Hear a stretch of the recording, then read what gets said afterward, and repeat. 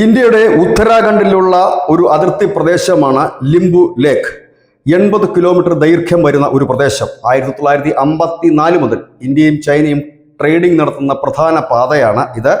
Covid കാലത്ത് ഇത് അടച്ചിരുന്നു. പിന്നീട് പല കാരണങ്ങളാൽ, അതായത് ഇന്ത്യ ചൈന തർക്കങ്ങളൊക്കെ മൂലം ഈ ലിംബു ലേക്കിലേക്കുള്ള അതുവഴിയുള്ള ട്രേഡിംഗ് എല്ലാം നിർത്തിവെച്ചിരുന്നു. പക്ഷേ ഇപ്പോൾ പുതിയ ഒരു ബന്ധത്തിന് തുടക്കം കുറിച്ചതിന് പിന്നാലെ ഈ ലിംബു ലേക്ക് വഴിയുള്ള പഴയ ട്രേഡിംഗ് പുനഃസ്ഥാപിക്കാൻ തീരുമാനമാകുകയും പുനഃസ്ഥാപിക്കുകയും ചെയ്തു. ഇതിന് തൊട്ടു പിന്നാലെ നേപ്പാൾ രംഗത്തെത്തി. നേപ്പാൾ പറയുന്നത് ഈ ലിംബു ലേക്ക് പ്രദേശവും കാലാപാനി പ്രദേശവും ലിംബു യാധുര പ്രദേശവും ഒക്കെ ഇതിനോട് ചേർന്ന് കിടക്കുന്ന പ്രദേശവുമൊക്കെ നേപ്പാളിൻ്റെതാണ്.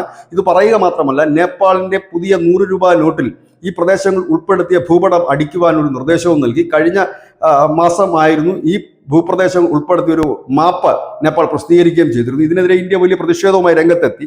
ഇപ്പോൾ അറിയാൻ കഴിയുന്നത് അമേരിക്ക ആണ് ഈ നേപ്പാളിന് ഇതിനുവേണ്ടി ഫണ്ട് ചെയ്യുന്നത്. കാരണം അമേരിക്കയ്ക്ക് വലിയ താല്പര്യമുള്ള ഒരു പ്രദേശമാണ്, തന്ത്രപ്രധാനമായി ഇന്ത്യയുടെയും ചൈനയുടെയും അതിർത്തി പ്രദേശമായ ലിംബു ലേക്ക്. അതുകൊണ്ട് നേപ്പാളിനെ ഉപയോഗിച്ചുകൊണ്ട് ആ പ്രദേശം അസ്ഥിരപ്പെടുത്താൻ കഴിയുമോ എന്നാണ് അമേരിക്ക നോക്കുന്നത്. അമേരിക്ക നിർത്തിവെച്ചിരുന്ന US എയ്ഡ് ഫണ്ടുകളുണ്ട് നേപ്പാളിനായിട്ട്. അവരുടെ വിദ്യാഭ്യാസം, കൃഷിക്കും മറ്റും നൽകുന്ന കോടിക്കണക്കിന് രൂപയുടെ ഫണ്ടാണ്. ആ ഫണ്ട് ഇടക്കാലത്ത് നിർത്തിവെച്ചിരുന്നു. ഇപ്പോഴത് വീണ്ടും പുനഃസ്ഥാപിച്ച് നൽകിയിട്ടുണ്ട്. പുനഃസ്ഥാപിക്കുമ്പോൾ ചില ഡിമാൻഡുകൾ മുൻപോട്ട് വെച്ചിരുന്നു. അതിലൊന്നാണ് ഈ ലിംബു ലേക്ക് പ്രദേശത്ത് തങ്ങൾ നേരിട്ട് വികസന പ്രവർത്തനങ്ങൾ നടത്തും. അതിന് നേപ്പാൾ അമേരിക്കൻ ബാങ്കുകളുമായി സഹകരിച്ചായിരിക്കും ഈ പ്രവർത്തനം നടത്തുക എന്നൊരു കരാർ കൂടി ഒപ്പിട്ടിട്ടുണ്ട്.